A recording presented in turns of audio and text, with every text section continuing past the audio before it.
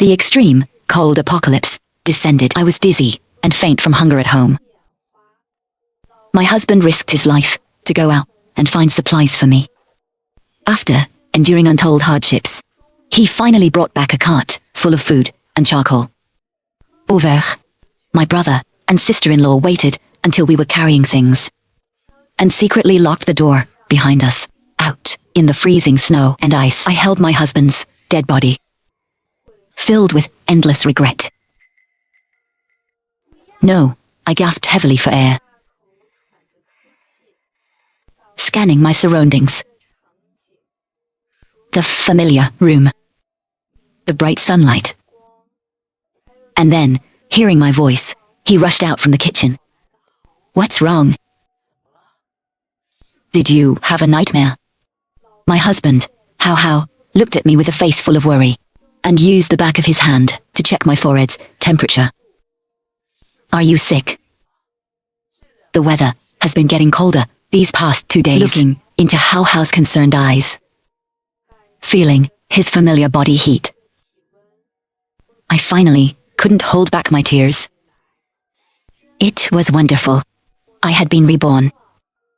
There was still a chance to fix everything. Titim. I absolutely won't let the tragedy of my past life happen again. I glanced at the time. It is currently February 8th. Compared to my past life, there are still 2 days left before I head back to my hometown, and it's exactly 1 week before the apocalypse strikes. Hey, you got a new tablet? Yeah, it's a second-hand iPad Air 5 I bought on Juan. My budget was only a little over 1,000 yuan, which wasn't even enough for a brand new entry-level iPad, but buying second-hand got me an iPad Air 5. It has better specs, and it won't lag even after a few years of use. It definitely feels like a huge upgrade.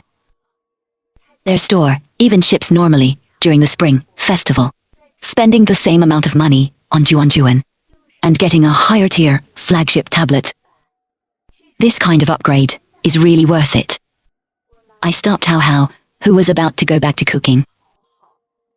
I composed my emotions and told him everything that happened in my past life in detail. At first, he didn't believe me, thinking I was still dazed from a nightmare. I had no choice but to pick a few things that were about to happen this morning and tell him, as my predictions gradually came true. Hao's expression slowly turned serious. We quickly sold all the stocks, funds, and gold jewelry we had on hand. Then, we planned to go out and buy supplies. We went to a dealership and bought a mid-sized pickup truck. The village has many narrow roads, so large trucks can't get in, and an ordinary sedan couldn't carry much. A mid-sized pickup was perfect. Many cargo drivers in town drive this exact type, so it wouldn't attract too much attention. Living this life again, we still decided to return to the village for the new year. During normal times, city life might be more comfortable and convenient. As long as you have a phone and money, you can buy anything. But when the extreme cold apocalypse descends, the city will be far less resourceful than the countryside. In my previous life, right behind the old house was a mountain. Even if we had no food, if Hao Hao and I had a saw and a fire starter, we might have been able to survive. Back then, realizing my brother and sister-in-law wouldn't let us in, I kneeled on the ground and begged bitterly. I begged them for a few tools and a lighter. My brother and sister-in-law remained silent. Instead, my 10-year-old nephew, Tianchi, he could give me a kettle of hot water. I reached out to take it, but he poured the boiling water directly onto my hands. The agonizing pain of being scalded felt like it happened yesterday. I clenched my fists tightly, my entire body trembling uncontrollably. Sudanli, My phone started pinging with a series of notifications. I snapped out of it, opened the family group chat, and saw a video my sister-in-law had just sent. In the video, Wang Jingui was filming the dilapidated house in Urumton, while constantly complaining, acting as if she had suffered a massive injustice. Her voice even had a crying tone to it. Look at this, everyone. Look at the kind of life my husband and I have to live. And look at the life the Mao gets to live. After her heartless parents died, we treated her like our own daughter. Now she's graduated. Her wings have grown hard, and she won't even lend her house for her nephew to attend school. She is Tianqi's biological aunt. She always talks about us being family, but as soon as she saw a man, she lost her soul. Just wait until her husband dumps her. Even if she kneels and begs me, I won't let that little bitch come back. Many relatives in the group replied and tagged me. Auntie, Tianqi is your own blood nephew, the only male heir of your father's lineage. If you don't help him, your parents won't be able to rest in peace underground. If you ask me, all the money she earned before marriage should have been given to her brother and sister-in-law. What kind of woman takes her money to her in-laws? When your father was alive, I warned him. Don't let a girl get too much education. It just makes them wild and selfish. Once married, she should just live in her husband's house. Why did she have to buy one herself? What a waste of money. With that money, she could have renovated the old house. By the time my parents passed away, I was already in college. I didn't spend a single dime of my brother and sister-in-law's money. On the contrary, Wang Jingui, saying that I had better connections in the big city, would constantly find excuses to ask me for money if I didn't have money or did something she didn't like. She would make sarcastic remarks in the group chat, insulting me indirectly. I was clumsy with words and couldn't win an argument with them, and I was too afraid to completely sever ties, so I could only hide under my blanket and cry, then save up my work-study money and send it back to them. As for these relatives, after my parents died, they tried to scam our family several times. When I exposed them, they flew into a rage out of humiliation and have been gossiping behind my back ever since. Looking at the messages continuously popping up on the screen, I couldn't help but sneer. I dialed the Wuliang's number. On the other end of the line, the Wuliang kept saying okay after hearing what I said, promising to buy tickets to come over tomorrow. As I hung up the phone, Hao Hao had just returned from signing the car contract. He curiously asked what I had said, and why they agreed to come to City A so readily. Actually, it was nothing special. They pulled this exact stunt in my past life too.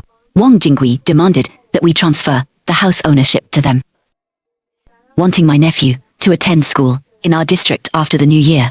She said she and my brother could move in to take care of me. I refused the transfer, but suggested we could sign a lease agreement instead.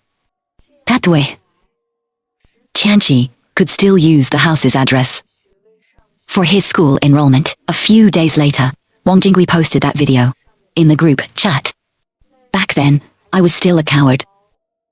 After crying it out by myself, I pretended nothing had happened, even hoping to use the New Year holiday to reconcile with them. But I never expected it would cost me my life.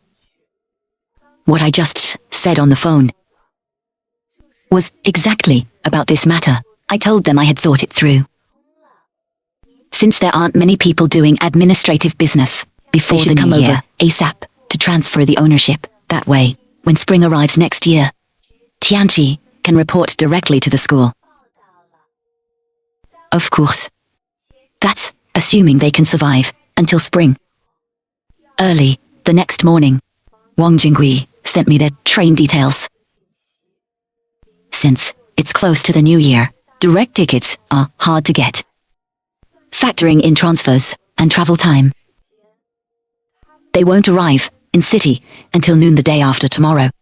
Following the train details was a long voice message. The gist was that they were out of money after buying the tickets, and my nephew was making a fuss about buying snacks for the train, crying non-stop. In the past, my heart would ache for him and I'd transfer money immediately. But now, I just gave a perfunctory reply and put down my phone. Wang Jinggui's mind was entirely on the house, so she didn't act like she used to, cursing me out when she didn't get the money. After a quick wash and breakfast, Hao Hao and I went to the FS car dealership. The salesman originally said we'd have to wait a week, but with the superpower of extra cash, they transferred one from a neighboring province overnight for us. After confirming that the Wu's family of 3 had boarded the train, we returned home. We loaded all our heavy clothes and thick quilts into the truck and drove in the direction of our hometown. At 10 p.m., after driving continuously for 12 hours, we finally saw the silhouette of the old house.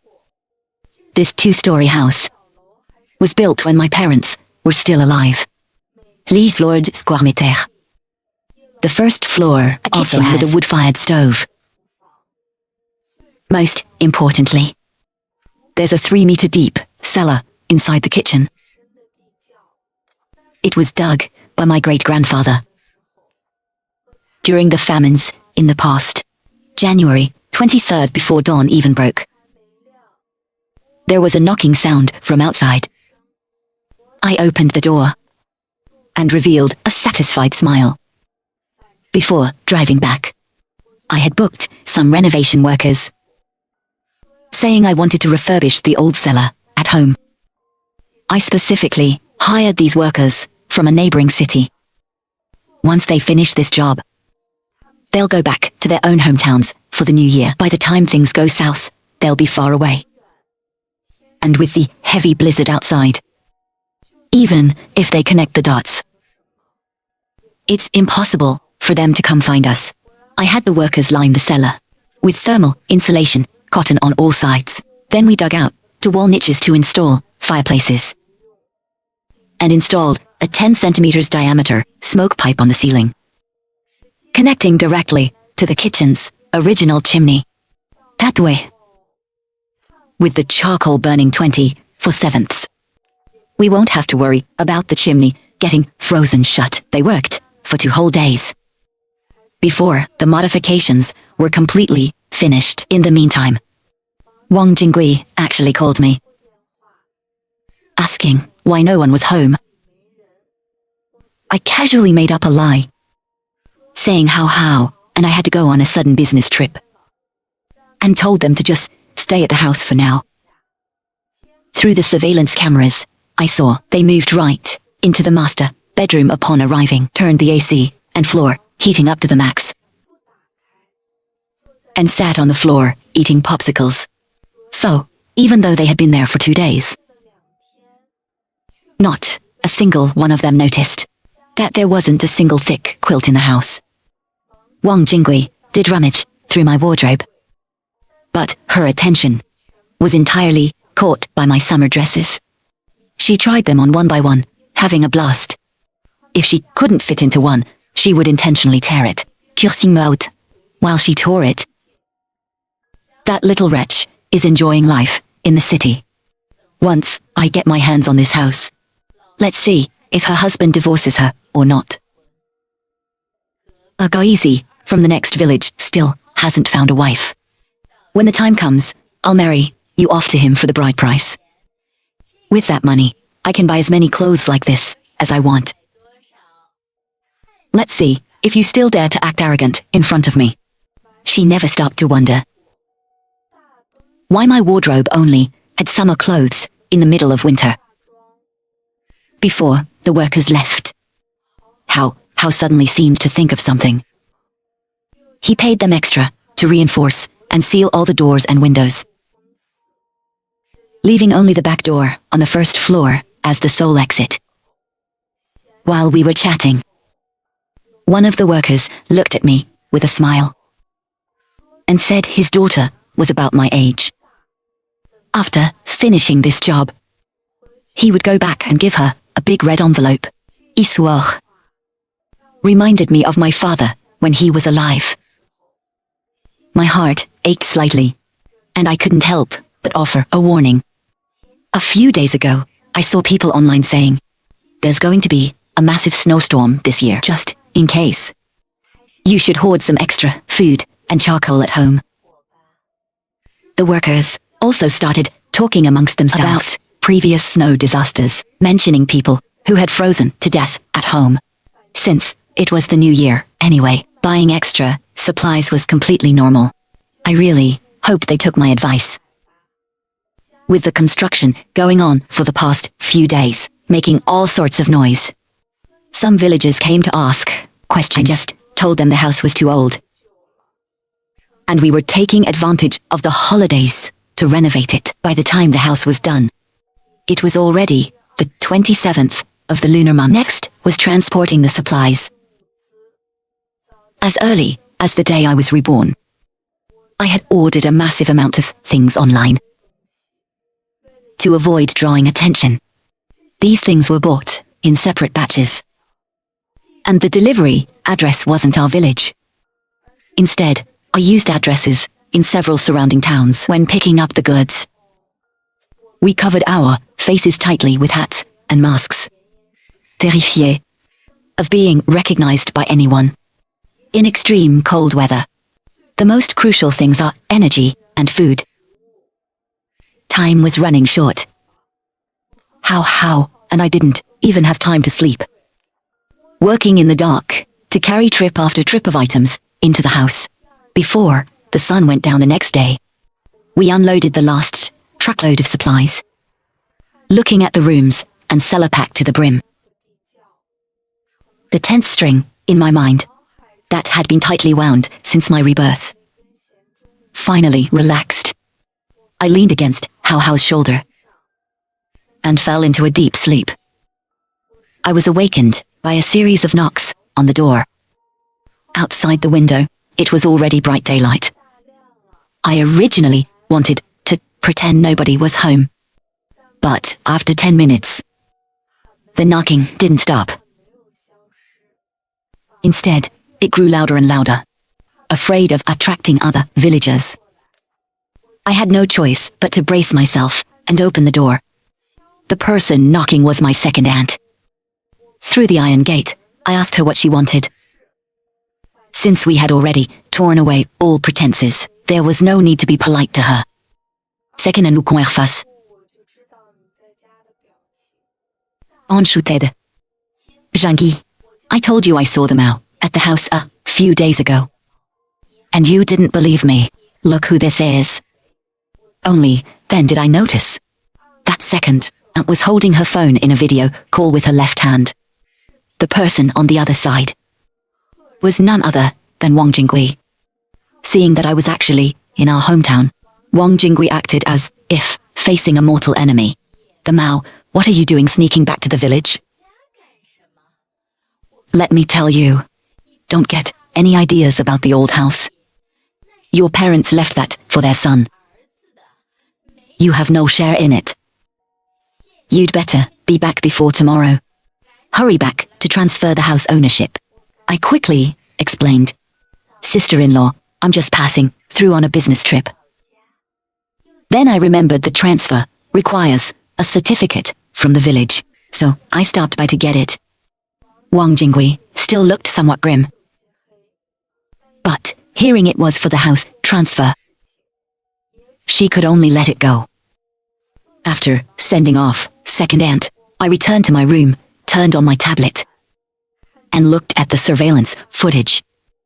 These past few days, the Wu Liang and Wang Jingui called me several times, but I didn't answer. Both of them were growing frantic. On the surveillance feed, Wang Jingui was looking at the Wu Liang with resentment. Did that little bitch change her mind? She called us here and then hid in the village herself. It's almost the new year. And she doesn't even come back to buy groceries and cook. I bet she's just being lazy. She wants me to cook so she can just come back and eat. Stop arguing. Just cook a few random dishes today. When she gets back, tell her to go buy whatever else she wants. Once the house is transferred, we'll teach her a good lesson. Tianqi was also yelling from the side. Teach her a lesson. Teach her a lesson. I felt a wave of sorrow. The family probably never saw me as their family member. I was the only one blinded by so-called family ties. Being foolish myself was one thing, but it cost Hao Hao his life along with mine. But fortunately, God gave me a second chance.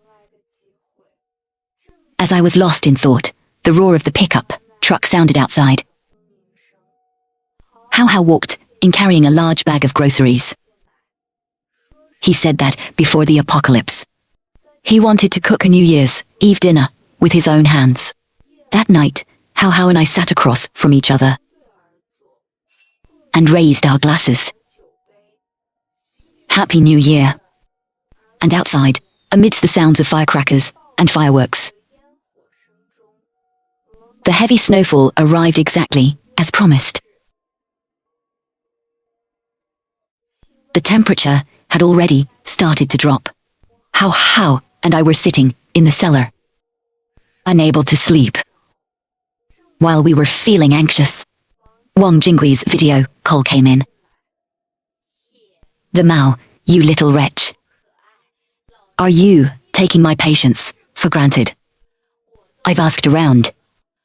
The transfer doesn't need any certificate from the village. You better obediently come back and do the paperwork tomorrow. Otherwise, I will make a scene at your company every single day. I hear big companies like yours care about their image the most. If you make them lose face, let's see if your boss fires you or not. I was about to speak when the camera switched to the Wu Liang's face. Zhaoda, don't be angry.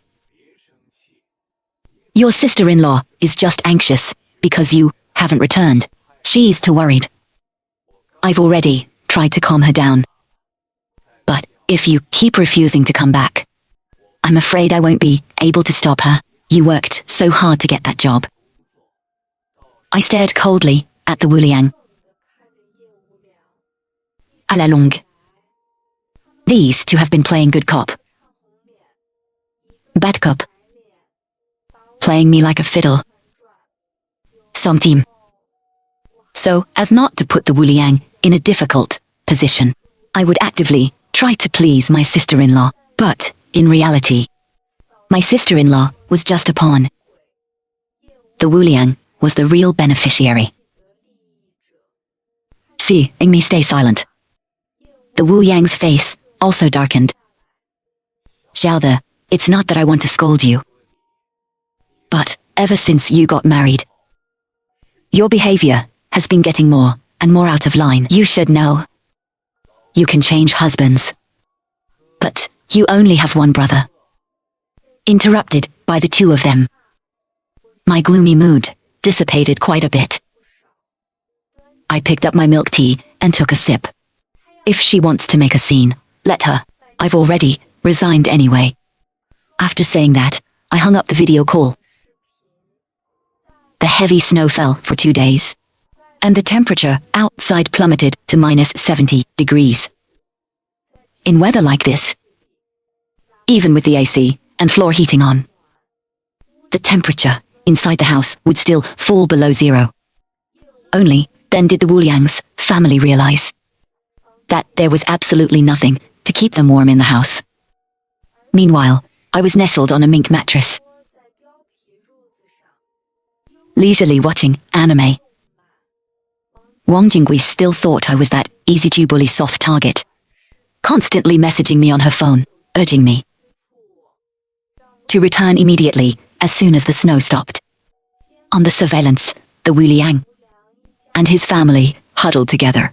Whether it was fate or just sheer luck,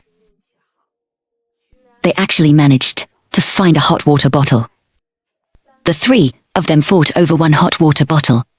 In the end, the Wu Liang used physical force to suppress his wife and child, holding the hot water bottle tightly in his arms.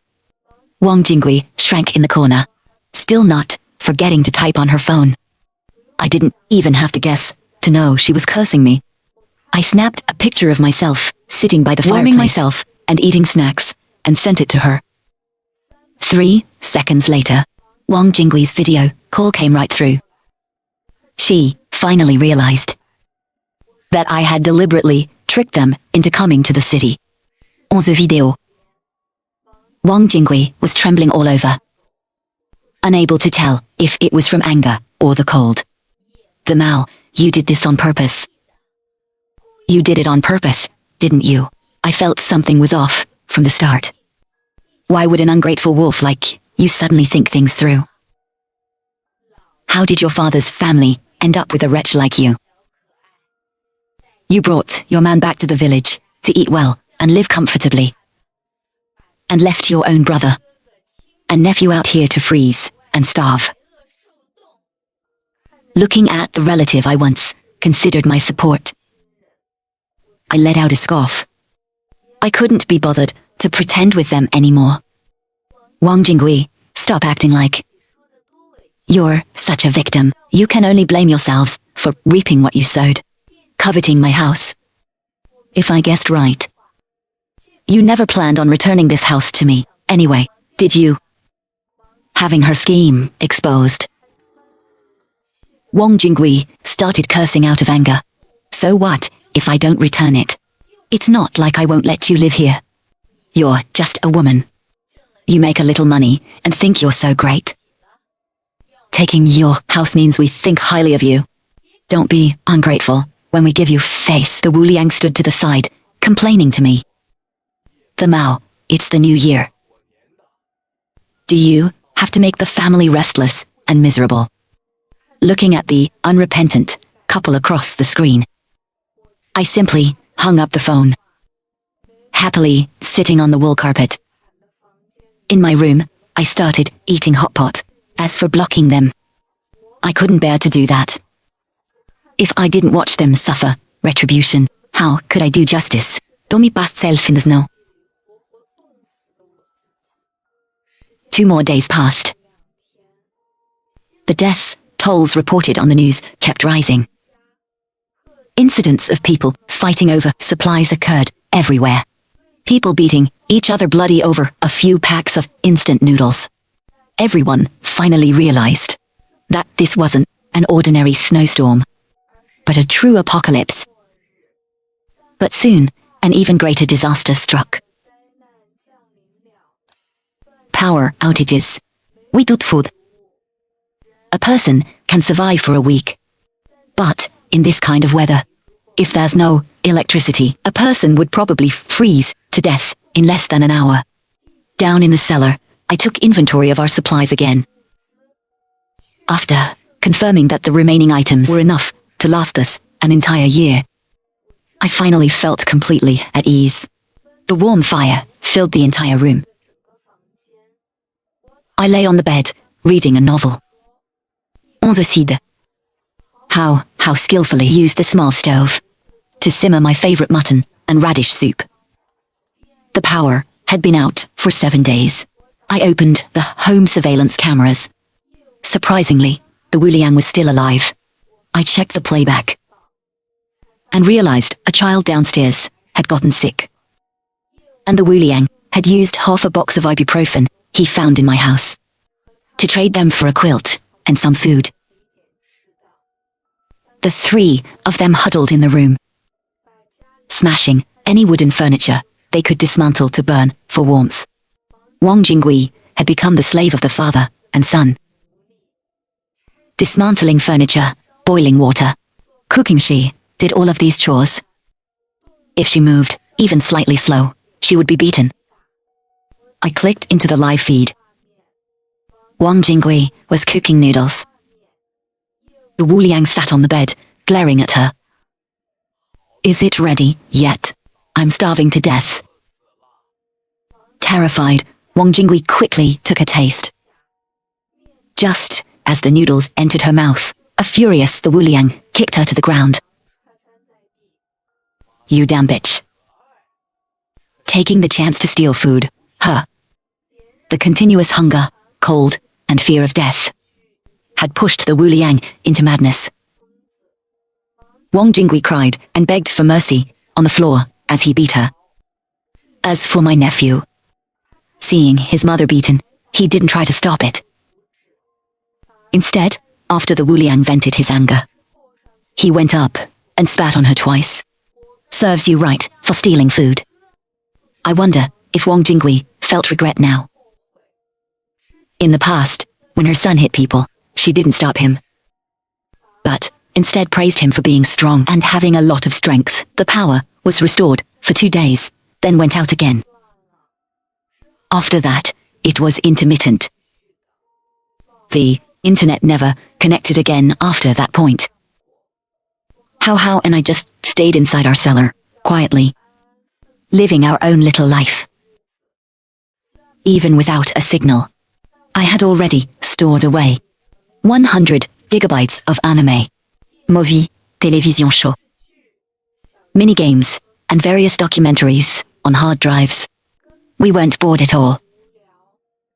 When I got tired of watching shows, I would study new recipes. All the vegetables were stored in the cellar. The most abundant ones were Napa cabbage, white radish, winter melon, and onions.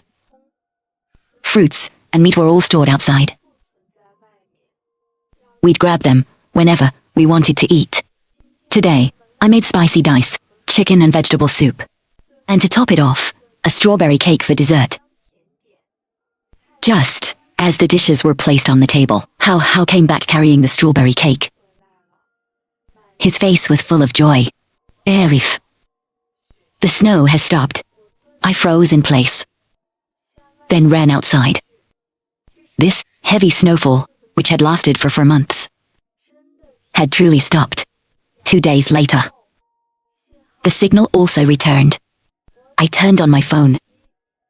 The first thing that popped up was the home surveillance. Strangely, there was no one in the house. I checked the playback, and finally found out where they went. 2 months ago, which was about a month and a half into the blizzard. The food in the house was practically gone.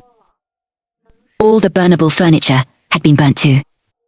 The Wu Liang, desperate and unhinged, wanted to kick Wang Jingui and Tianqi out. While they were pushing and shoving at the door, amidst the struggle, Tianqi secretly locked him out. But half a month later, the things inside the house completely ran out too, left with no choice. They went out to find rescue, and never returned, seeing the end of their family. I looked into the distance. The sun had risen,